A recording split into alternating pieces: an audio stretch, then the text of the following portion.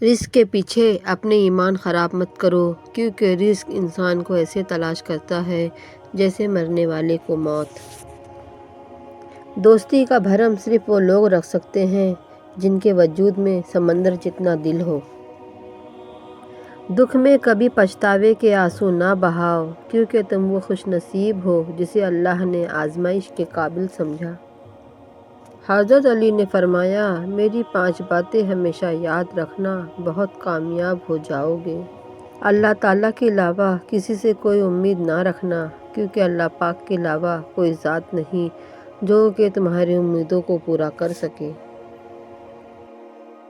اپنے گناہوں کے علاوہ کسی چیز سے نہ ڈرنا کہ کل کو جب آپ اپنے اللہ کے سامنے جاؤ گے تو اللہ کو کیا منہ دکھاؤ گے۔ اس لیے ہر وقت یہ خوف اپنے دل میں رکھو کہ کوئی گناہ تم سے سرزد نہ ہو۔ جو گناہ ہو چکے ان پر اللہ پاک سے استغفار کرو۔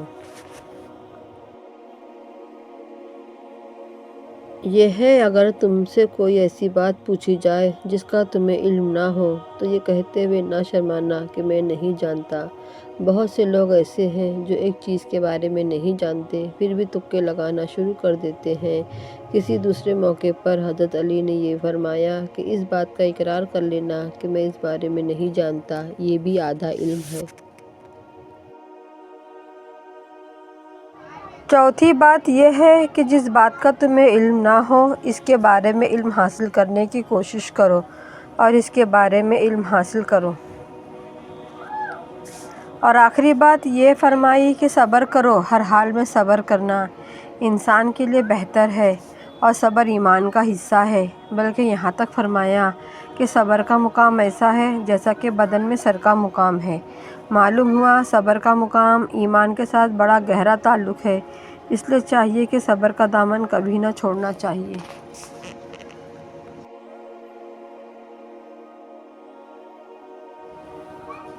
مشکلات ہمیشہ بہترین لوگوں کے حصے میں آتی ہے، کیونکہ وہ اس کو بہتر طریقے سے انجام دینے کی صلاحیت رکھتے ہیں۔ صرف 2 لوگ مقدر والے ہوتے ہیں، ایک وہ جنہیں وفادار دوست ملتا ہے اور دوسرا جس کے ساتھ ماں کی دعائیں ہوتی ہیں۔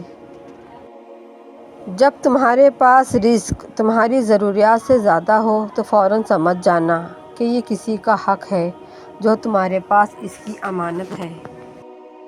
تم کسی کے ساتھ بھلائی کرو، تمہیں اس کا بدلہ برائی کی صورت میں ملے، سمجھ لو کہ تمہاری نیکی قبول ہو گئی۔